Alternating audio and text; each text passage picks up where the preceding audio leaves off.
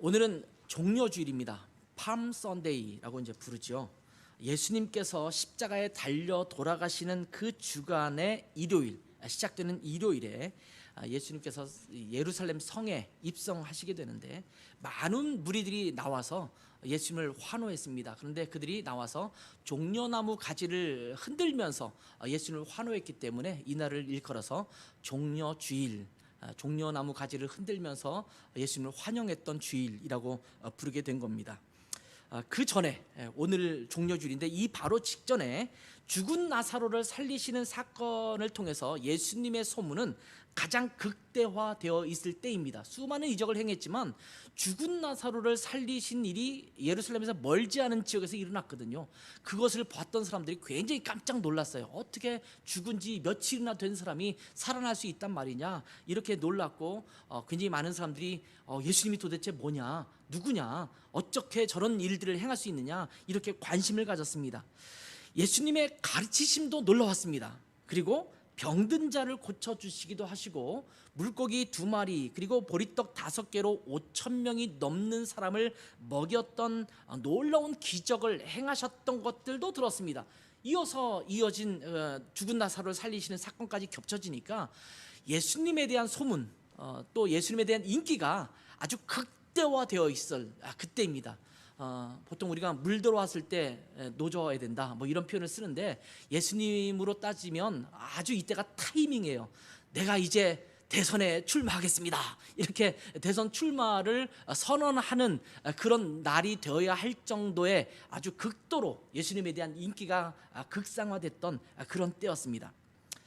이 종려주일은 예수님의 구속 사건의 핵심이 되는 한 주간, 사실은 성경에서 예수님의 생애에 대해서 굉장히 많이 이야기하고 있지만 이번 한 주간이 아주 핵심 중에 핵심이에요.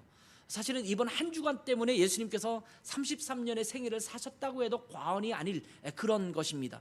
복음서들, 마태복음, 마가복음, 누가복음, 요한복음이 있지만 이 복음서가 예수님의 생애를 쭉 기록하고 있지 않습니까? 그런데 예수님의 생애를 기록하면서 이 복음서의 상당히 많은 분량은 예수님께서 가시셨던 마지막 한 주간에 집중되어 있습니다. 분량으로 따지면 거의 반 정도 가까이가 마지막 한 주간에 집중되어 있을 정도로 예수님의 이 한 주간은 굉장히 중요한 한 주간이었습니다. 예수님의 공생의 전체, 예수님께서 살아셨던 이 3년의 모든 공생의 전체가 우리를 구원하시기 위한 날들이었잖아요. 뭐 사실은 태어날 때부터 그런 날들이었죠. 그러니까 모든 날들이 의미 있는 날이지만 이 마지막 한 주간, 이것은 구체적으로 우리의 죄를 대신 짊어지시고 그 죄의 값을 치르시는 주간이기 때문에 그러한 의미로 이 한 주간을 시작하는 첫날, 오늘이죠. 종려주일은 예수님의 구속 사건에 있어서 하나의 획을 긋고 있는 그런 날이기도 합니다. 이 종려주일은 예수님의 사역을 단적으로 표현해주는 몇 가지의 정황들이 연출되고 있습니다. 그래서 이 종려주일이 중요한 거예요. 단지 뭐 이렇게 나뭇가지를 흔들고 예수님을 환호했다, 이런 의미라기보다는 그 환호와 예수님께서 입성하시는 것의 상징적 의미들이 많이 발견되고 있거든요. 십자가에서 돌아가시기 위해서 마지막 주간을 보내시기를 원하시는 주님의 사역을 잘 요약해주고 있는 사건이기도 합니다. 오늘 종려주일을 맞이해서 예수님이 우리에게 어떠한 분이신가를 다시 한번 묵상하는 시간이 되었으면 좋겠어요. 종려주일은 우리에게 무엇을 말하고 있냐면 예수님이 우리에게 어떠한 분이신가를 보여주는 그런 날입니다.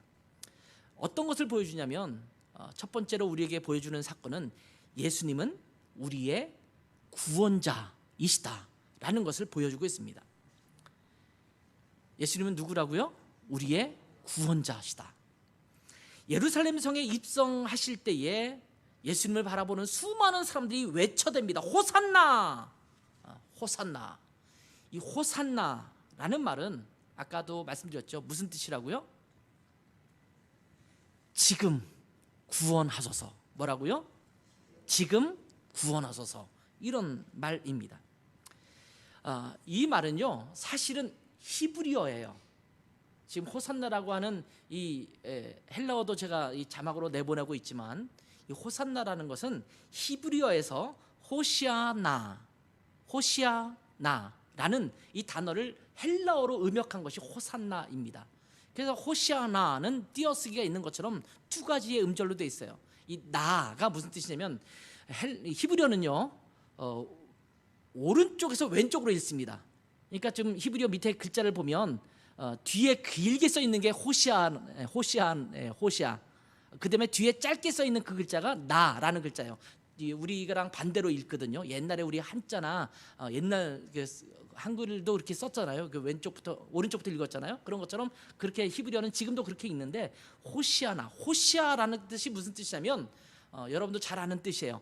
여호수아, 예수, 호세아 이런 뜻이 다 담겨져 있어요. 근데 그 예수라는 단어, 여호수아라는 단어는 무슨 뜻입니까? 예수, 구원. 예수께서 우리를 구원하실 자이시기 때문에 예수라고 이름을 붙여라 이렇게 말했잖아요. 구원이란 뜻이에요. 그 다음에 나는 무슨 뜻이냐면 지금이란 뜻이에요. 그러니까 호시아나 이 무슨 뜻이에요? 지금 구원하소서. 이게 이제 헬라어로 한 음절로 되면서 호산나라는 단어로 쓰이게 된 것입니다. 이 말이 이 시편에도 등장합니다. 시편 118편 25절에 보면 비슷한 말이 나오죠. 여호와여 구하옵나니 이제 구원하소서. 이 이제 구원하소서라는 단어가 나오는데 이 단어를 헬라어 성경으로 찾아보면 호시아나 이렇게 쓰여져 있습니다. 제가 제 눈으로도 똑똑히 히브리어 성경으로 이렇게 살펴보았는데 그렇게 써 있어요. 여호와여 우리가 구하옵나니 이제 형통하게 하소서. 여호와의 이름으로 오는 자가 복이 있으며 우리가 여호와의 집에서 너희를 축복하였도다. 지금 이 구절은 이스라엘 백성들이 예루살렘 성에 입성하는 예수님을 향해서 외쳤던 말들과 거의 유사한 말들로 기록되고 있죠. 오늘 본문 9절에 보면 앞에서 가고 뒤에서 따르는 무리가 소리 높여 이르되 호산나 다윗의 자손이여 찬송하리로다 주의 이름으로 오시는 이여 가장 높은 곳에서 호산나 이렇게 외쳐대고 있습니다. 어린 나귀를 타시고 예루살렘 성으로 입성하시는 예수님을 향해서 사람들은 뭐라고 외치고 있냐면 우리를 구원하소서 다윗의 자손이요 지금 구원해 주세요 다윗의 자손이요 예수님께 그렇게 외치고 있는 것입니다. 물론 이 사람들은 예수님께서 메시아로서 어떻게 자기들을 구원할지 잘 모르고 있는 상태입니다. 아마 그들은 이스라엘을 로마의 압제로부터 구원해낼 메시아라고 생각했을 것입니다. 조만간에 예전에 다윗 왕 때 누렸던 강성함과 부유함, 이스라엘 백성들에게 가장 강성하고 부유했던 시기를 떠올리라라고 말하면 다윗 왕 때를 들거든요. 우리나라는 언제일까요? 세종대왕을 가장 먼저 머리 떠올리잖아요. 그런 것처럼 이스라엘 백성들에게 가장 왕성하고 강성했던 시기 그러면 누구나 할 것 없이 다윗을 떠올리거든요. 이 다윗의 자손이 이 땅에 오셨으니 이제 우리를 구원해 주세요. 이제는 이스라엘의 앞에서 다 우리를 건져주시고 부유하고 강건한 이스라엘 나라를 다시 회복해 주세요. 이것이 아마 이스라엘 사람들이 예수님을 향해서 외쳤던 외침이었을 것입니다. 오병이어의 기적을 일으키고 수많은 병자를 치료하시고 주옥 같은 가르치심을 주셨던 예수님, 심지어 죽은 나사로를 일으켰던 예수님께서는 그렇게 하고도 남을 것이다 라고 아마 사람들은 확신하고 또 확신했을 겁니다. 그래서 예수님이 나귀를 타고 들어오시는 모습을 보고 야 됐다 지금이구나.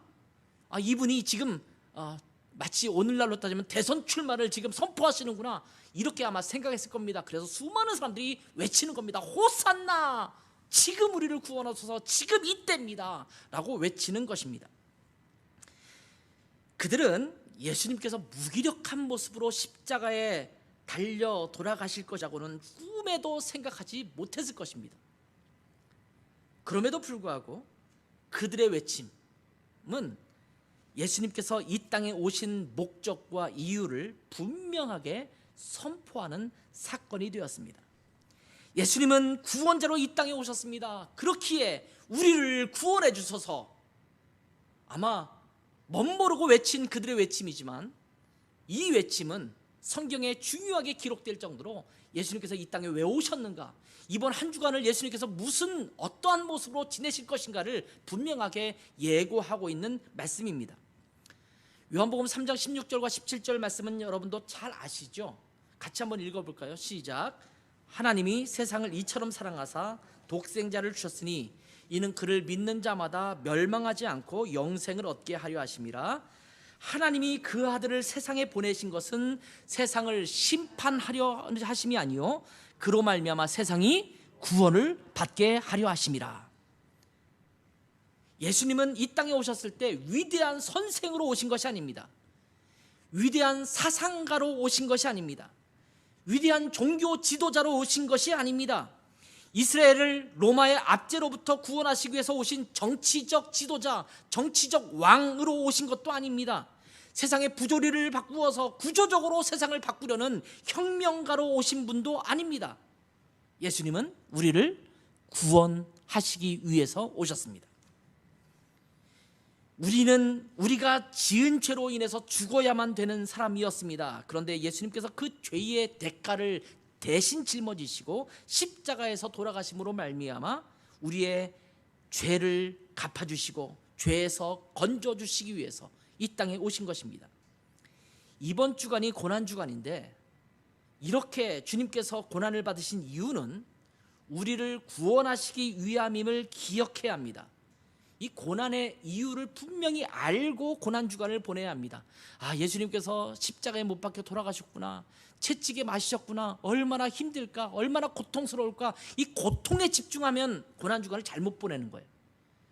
예수님께서 받으신 고난과 고통을 우리는 생각해야 되지만 왜 그 고난과 고통을 당하셨는가를 우리가 깊이 묵상하지 않으면 그냥 침울하게 한 주간을 보내는 것으로는 의미가 없다라는 것입니다. 두 번째 우리가 살펴봐야 될 것은 예수님이 누구인지를 분명히 알아야 합니다. 예수님이 누구인지, 누구신지. 자, 종려주일은 이스라엘 백성들이 예루살렘 성에 입성하시는 예수님을 맞이하기 위해서 종려나무 가지를 흔들었다라는 것에서 종려주일이라고 불렀다, 이렇게 말씀드렸습니다. 자, 종려나무 가지는요, 승리와 번영을 상징하는 것입니다. 이 중동 지역에는 종려나무 가지가 큰 나무이기도 하고 그늘을 만들기도 하고, 이것이 또 여러분 종려나무 가지라고 했지만 이게 대추야자 나무 같은 거거든요. 혹시 여러분 대추야자 열매를 먹어보셨는지 모르겠어요. 저는 독일에 있을 때 굉장히 많이 먹어봤어요. 이 겨울철이 되면 그거를, 저는 처음에 꿀에 절인 대추 같은 요만한 건데 꿀에 절인 건 줄 알았어요. 근데 그게 아니라 그건 워낙 꿀 같은 것이 많이 나오기 때문에 그냥 꿀이 질질질 흐른다고 해도 과언이 할 정도로 끈적끈적할 정도로 흘러요. 그러니까 젖과 꿀이 흐르는 땅이라고 가나안 땅을 얘기했을 때 그 꿀의 의미는 벌에서 나오는 꿀이 아니라 지금 대추야자 나무에서 나오는 꿀을 이야기한다라고 얘기하거든요. 그 정도로 먹을 것이 풍성하고 달고 그들에게 식욕을 주기도 하고 또한 그늘도 제공해 주기도 하고 그런 나무가 종려나무예요. 그러니까 번영을 의미하기도 하고 또 승리를 상징하기도 합니다. 그래서 왕이나 개선장군이 이제 입성하거나 그 영광스러운 모습을 가지고 들어올 때는 개선장군을 또한 맞이할 때는 종려나무 가지를 흔들면서 외치는 것도, 환호하는 것이 일종의 관례처럼 여겨졌던 그런 시대였습니다. 이스라엘 백성들은 온갖 이적을 다 베푸시는 예수님을 지금 왕으로서 맞이하고 있는 것입니다. 아까도 말씀드렸죠. 그 당시는 이스라엘이 로마의 식민지 하에 있었습니다. 예수님께서 왕으로 입성하셔서 드디어 이스라엘 백성들을 로마의 압제에서 건져내고, 정말 배고팠고 힘들었거든요. 그 시절에 정말 어렵게 살았어요. 근데 그 모든 배고픔에서 해결해 줄 것이라고 하는 기대를 갖고 종려나무 가지를 흔들면서 예수님을 왕으로서 맞이하고 있는 것입니다. 그래서 10절과 11절 말씀을 보면 예수님에 대해서 사람들이 물을 때에 사람들은 뭐라고 대답합니까? 선지자 예수라 하더라, 이렇게 말씀하고 있죠. 선지자다. 예수님은 선지자이기도 합니다. 위대한 선생님이기도 합니다. 그러나 더 중요한 것은 예수님은 그 무엇보다도 우리의 구주이십니다. 우리의 주님이십니다. 따라서 합시다. 우리의 구주와 주님 되신 예수 그리스도. 예수님이 누구신가? 그분은 왕, 사상가, 좋은 가르침을 주시는 분, 이스라엘의 복지를 잘 회복시킬 사람, 그런 분들이 아니라 예수님은 그들의 구주와 주님이셨습니다. 7절과 8절 말씀을 보면 예수님께서 예루살렘 성에 입성하실 때 어린 나귀를 타셨다, 이렇게 기록하고 있습니다. 어린 나귀를 타셨다. 자, 이 상황은 이미 스가랴서 9장 9절에 말씀되었던, 예언되었던 말씀이기도 합니다. 이 스가랴서 9장 9절을 한번 읽어볼까요? 시작. 시온에 따라 크게 기뻐할지어다. 예루살렘에 따라 즐거이 부를지어다. 보라, 내 왕이 내게 임하시나니 그는 공의로우시며 구원을 베푸시며 겸손하여 나귀를 타시나니 나귀의 작은 것 곧 나귀 새끼니라. 스가랴 말씀했던 그 예언에 똑같이 예수님께서 어린 나귀, 한 번도 사람이 타지 않은 나귀를 타고 이 예루살렘 성에 입성한 거거든요. 아마 사람들은 스가랴의 예언을 생각했을 것입니다. 야, 보라, 내 왕이 내게 임하나니, 우리의 왕이 왔구나. 드디어 이스라엘을 건져낼, 구원할 왕이 왔구나. 아마 그렇게 생각했을 것입니다. 그런데 이 말씀은 이런 말입니다. 이스라엘의 참된 왕이 임하게 되는데 그 왕은 나귀 새끼를 타고 올 것이다. 그래서 예수님은 말을 타고 들어가신 것이 아니라 어린 나귀를 타고 예루살렘 성에 들어간 겁니다. 구원에서 예언한 메시아에 대한 예언을 이루시기 위해서 어린 나귀를 타시고 예루살렘 성에 입성하신 것입니다. 여러분, 예수님은 우리의 왕이십니다. 지금은 왕정 시대가 아니니까 누가 나의 왕이 된다는 것은 굉장히 기분 나쁜 일이죠. 여러분의 왕은 누구십니까? 요즘 현대인들은 내가 왕이다, 이렇게 생각해요. 내가 왕이다.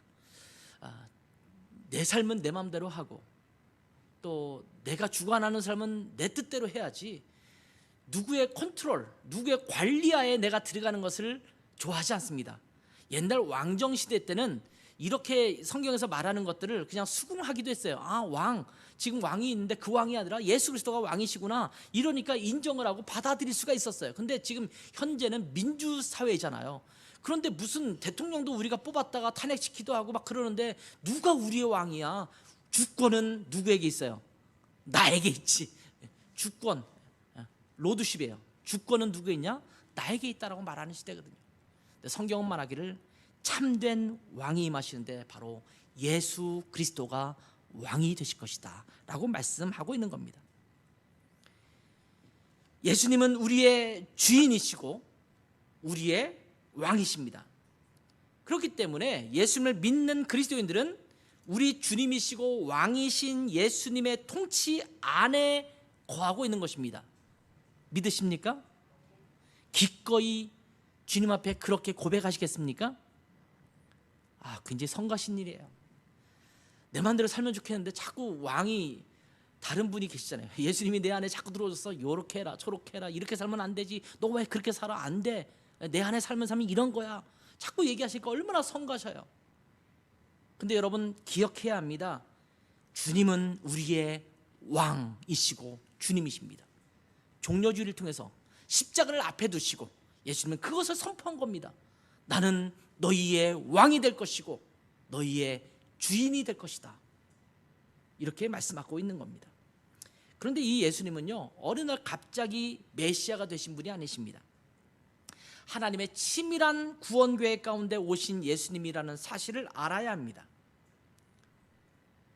우연히 어느 순간 갑자기 어쩌다 보니까 메시아로 추앙된 그런 분이 아니십니다. 살다 보니까 세상의 부조리와 악을 보고 흔연히 일어나서 혁명가처럼 세상을 변화시키겠다라고 일어나신 그런 분이 아니십니다. 9절 말씀을 보면 앞에서 가고 뒤에서 따르는 무리가 소리 높여 이르되 호산나 다윗의 자손이여 찬송하리로다, 주의 이름으로 오시는 이여. 가장 높은 곳에서 호산나. 여기 보면 주의 이름으로 오시는 이여, 이렇게 말씀하고 있죠. 예수님은 하나님의 보내심으로 이 땅에 오신 분이라고 말씀하고 있는 겁니다. 하나님의 계획에 따라 이 땅에 오신 주님이십니다. 인간이 죄를 지은 그 순간부터 하나님께서는 사랑하는 인간, 그 인간을 위해서 구원하기 위해서 태초부터 예수 그리스도를 이 땅에 보내실 계획을 세우셨습니다. 구원 계획이에요. 여러분 성경을 쭉 읽다 보면 창세기에 하나님이 인간을 만드시고 인간이 죄를 범한 사건들이 쭉 기록되고 있어요. 네, 여러분 처음 인간이 죄를 거뒀을 죄를 범했을 때 하나님께서 이 아담과 하와에게 하신 일 중에 하나가 뭐예요? 가죽옷을 지어 입혀요. 아담과 하와가 자기의 부끄러움을 감추기 위해서 이 무화과 나무 잎으로 자기를 가리려고 애썼잖아요. 근데 이 무화과 잎은 무엇을 말하냐면 자기의 애씀이에요. 자기의 노력이에요. 내 죄를 자기 나름대로 좀 감춰보려고 내가 노력해서 감추는 거예요. 근데 해가 뜨고 쨍쨍하면 이 이파리가 말라가지고 뚝뚝뚝 떨어진단 말이죠. 내가 애쓰고 노력하는, 내가 만들어내는 의는, 내가 애써서 착하게 살려고 하는 것은 떨어져 나가요. 소용이 없다는 소리예요. 그래서 하나님께서 뭘 해주셨냐면 가죽옷을 입혔어요. 가죽옷을 해 입히려면 무엇이 필요합니까? 어떤 짐승이 피를 흘려서 죽어야지만 가죽옷을 해 입힐 수 있어요. 그리고 가죽옷은 무엇을 상징하냐면 영원한 것을 말해요. 해지지 않는 것, 상하지 않는 것, 계속 유지될 그것을 말하는 거죠. 이 사건을 통해서 하나님이 뭘 지금 그림으로 보여주시냐면, 이미지로 보여주시고 있냐면 예수 그리스도를 통해서 너희를 구원할 것이다. 예수 그리스도가 피를 흘려서 죽음으로, 예수 그리스도로 말미암아 가죽옷을 입히듯이 너희가 구원받을 것임을 얘기하는 거거든요. 그러니까 태초부터 하나님은 인간이 죄를 범하자마자 그들을 구원할 구원 계획을 세우셨다라고 말씀하고 있는 겁니다. 그리고 무리들은 이렇게 외칩니다. 높은 곳에서 호산나라고 외치고 있습니다. 이 주님은 영광의 주님이십니다. 그 영광은 이 땅에서부터 오지 않습니다. 이 구원은 오로지 높은 곳 하나님께로부터 옵니다. 이스라엘 백성들은 참된 구원은 오직 하나님께로부터 온다는 사실을 이미 잘 알고 있었습니다. 인간이 무던히 애쓴다고 해서 우리가 지은 죄가 해결되고 구원이 이루어지는 것이 아니라는 것을 분명히 알고 있었습니다. 단지 그들이 뭘 착각하고 있으면 이 구원이 하늘로부터 오고 하나님께로부터 오긴 하지만 이스라엘이라는 나라를 통해서 이 땅에 이루어지는 것이라고 착각했습니다. 예수 그리스도를 통해서 구원받는 이 땅의 모든 족속과 백성들을 통해서 하나님의 나라라는 것으로 새롭게 세워질 것을 알지 못했던 것입니다. 사실 이것은 이스라엘 백성들에게 선지자들 통해서 계속 누누이 말씀해 오셨던 것이었습니다. 그런데 이스라엘 백성들은 깨닫지 못하고 자기들만 하나님의 백성으로 회복될 것이라고 착각한 것입니다. 그렇지만 하나님은 이 땅에 살아가는 모든 사람을 위해서 메시아이신 예수 그리스도를 보내주신 것입니다. 누구든지 예수님을 믿는 자들마다 구원을 받아서 하나님의 자녀가 되고 하나님의 백성이 되는 은혜를 베푸신 것입니다. 그래서 우리도 구원받은 하나님의 자녀가 될 수 있었어요. 이스라엘 국적도 아닌데, 이스라엘의 혈통도 아닌데 구원받을 수가 있었습니다. 여러분 요한계시록 7장 9절과 10절을 보면 마지막 심판의 날, 주님께서 이 세상을 심판하시는 그때에 구원받은 하나님의 백성이 하나님의 보좌 앞으로 나오는, 예수 그리스도 앞으로 나오는 장면이 묘사되고 있습니다. 거기에 보면 이렇게 기록합니다. 이 일 후에 내가 보니 각 나라와 족속과 백성과 방언에서 아무도 능히 셀 수 없는 큰 무리가 나와 흰 옷을 입고 손에 종려 가지를 흔들고 보좌 앞에 어린 양 앞에 서서, 보좌 앞과 어린 양 앞에 서서 큰 소리로 외쳐 이르되 구원하심이 보좌에 앉으신 우리 하나님과 어린 양에게 있도다 라고 외칩니다. 여기도 종려나무 가지를 흔들죠. 그러면서 구원하심이 하나님께 있다, 어린 양 예수 그리스도께 있다라고 말하는데, 여기 나온 사람들이 어떤 사람들이에요? 여기에 기록되기를 각 나라의 족속과 백성과 방언에서, 그러니까 모든 나라 사람이 예수 그리스도를 통해서 구원받은 사람들은 하나님 앞에 나아오게 될 것임을 말씀해 주고 있는 것입니다. 이것이 이 땅에 예수 그리스도를 보내신 하나님의 목적이고 이유였습니다. 그리고 약 2000년 전 오늘 예수님께서 드디어 이 구원의 계획을 이루시기 위해서 십자가를 지시려고 예루살렘 성으로 입성하신 날입니다. 하나님의 구원 계획을 구체적으로 실현하기 위해서 십자가가 기다리고 있는 예루살렘 성을 향해서 걸어가신 것입니다. 그리고 이번 한 주간 사실은 월요일, 화요일, 수요일, 목요일 언제 예수님께서 붙잡히세요? 목요일 저녁 밤에 다 마지막 만찬도 나누고 그리고 이제 겟세마네 동산으로 목요일 밤에 기도하러 가시거든요. 거기서 밤에 붙잡히세요. 그리고 금요일 오후 3시, 지금 우리 시간으로 말하면 오후 3시에 십자가에서 돌아가시게 돼요. 그러니까 사실은 붙잡혀서 막 고통당하고 고난받으시고 십자가에 돌아가신 것은 만 하루가 되지는 않아요. 그런데 내일부터 시작해서 계속 가는 여정은 예수님께서 십자가를 향해서 한 걸음씩 한 걸음씩 이제 가까이 나아가는 과정입니다. 여러분 요즘 요한복음을 우리가 함께 묵상하고 있는데 그 예수님께서 말씀하시고 또 기도하시는 모든 장면이 지금 십자가를 향하고 있어요. 이제 코앞에 십자가를 앞두고 예수님에게 마지막으로 당부하듯이 말씀하시고 또 기도하시고 이렇게 지내고 있는 것입니다. 이제 종려주의를 시작으로 고난주간이 시작되었습니다.